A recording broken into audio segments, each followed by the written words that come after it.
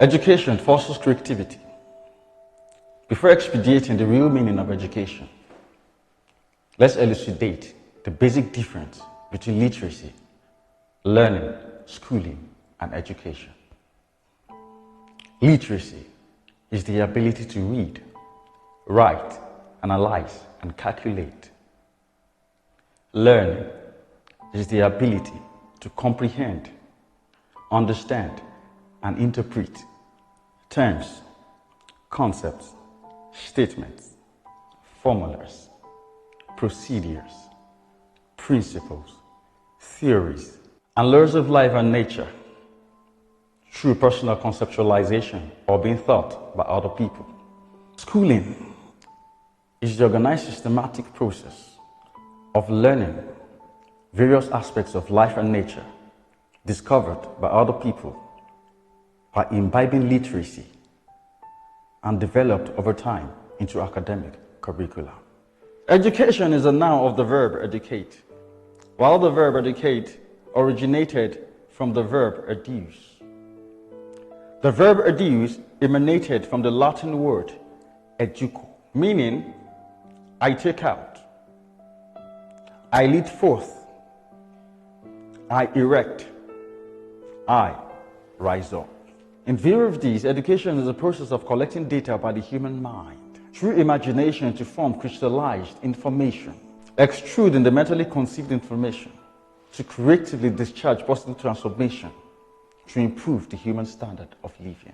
In summary, schooling reactively learns from the education of other people, while education proactively initiates the injection of mentally conceived information to create manifest the transformation in reality. From this defined clarification, it can be deduced that there is an enormous difference between schooling and education. In Africa and other underdeveloped countries in other continents, premium is placed on schooling and academic certification, while education is neglected due to the inability to place a dichotomy between both. They focus on academic certification, while developed countries focus on pragmatic and dynamic delivery of creativity. Mind you, don't go over the edge. Schooling is a beautiful necessity of life designed by humans. It is an avenue for social networking and knowledge interaction. It is a platform for learning from the education of other people. It gives a solid foundation for starting from where they stopped, digging deeper and striving higher by creatively engaging the power of imagination. The purpose of education have been defeated in most underdeveloped parts of the world. The latter and the most important part of schooling, which is education, have been ignored. This misappropriation of purpose precipitated gross retrogression and retardation of growth and development. For comprehensive explication, let us proceed to the origin of schooling as a function of education. Before the advent of formal learning, learning was administered to younger ones by their parents, neighbors, friends, and relatives. They taught the younger ones what they practically learned from their interaction with life and nature, in the process of striving to prefer solutions to the problems that confronted them. As at this period, there was no academic curriculum. Learning was strictly informal, from the experiential knowledge of those who have been able to integrate their imagination with reality. The source being the mental ability of humanity to reduce the latent information in the human mind. Around 3500 BC, otherwise referred to as before the Common Era, the awareness of learning began to spring up in some of the earliest civilized countries like Egypt, China, Greece, and India. After about 3,000 years, around 500 BC, philosophers like Socrates, Confucius, Aristotle, Plato, Xenophon, and a host of others started teaching philosophy in gatherings. This practice culminated into schools for children aged 6 to 13 years, which according to psychology today, were established by the first century after the death of Christ, otherwise referred to as the Common Era. These schools had no universal curriculum, that is, there was no curriculum uniformity. The earliest universal primary schooling system was established in Prussia by King Frederick Williams in 1717. Prussia is on the southern coast of the Baltic Sea, under the rule of Poland and Germany, and Berlin was its capital then. Although the name has gone extinct now, as from this period, the universal curriculum was adopted by all nations of the world, and so began the duly formalized universal schooling system at all levels till date. Have you ever imagined why two students will attend the same school, the same lessons, under the same learning conditions, and have different results?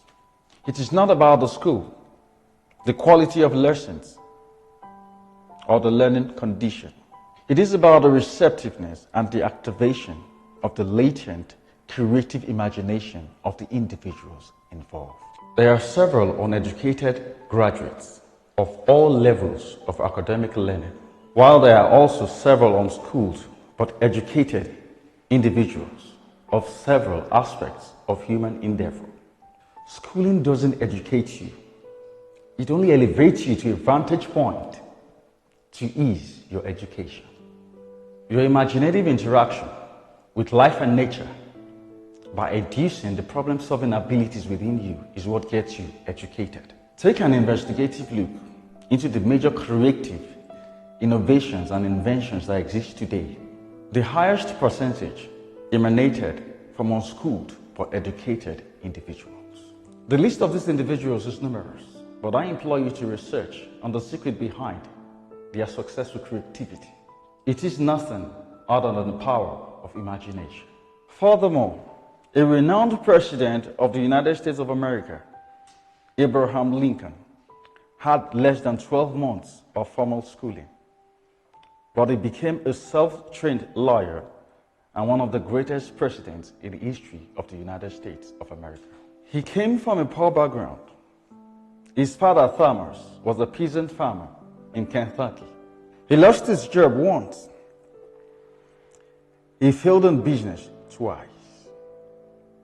He was once declared bankrupt. He once suffered a nervous breakdown. He had to repay a financial debt to a friend for 17 years of his life.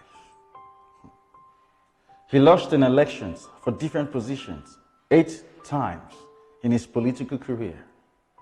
He had a steady stream of failure and setbacks, but he was never defeated.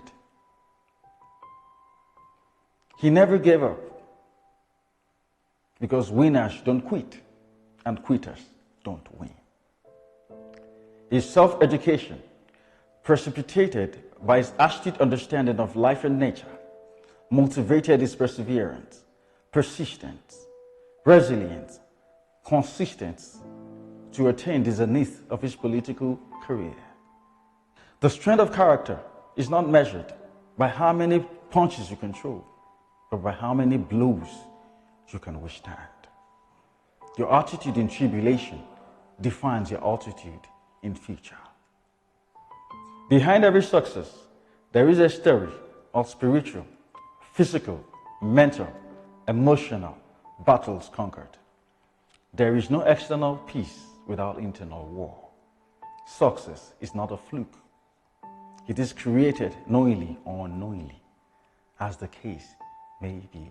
The youngest university graduate, Michael King, was homeschooled by his Japanese-American mother at an early age. Born on 18th January 1984, he obtained his high school diploma from Santa Maria High School at age 6. He obtained his associate degree from Santa Rosa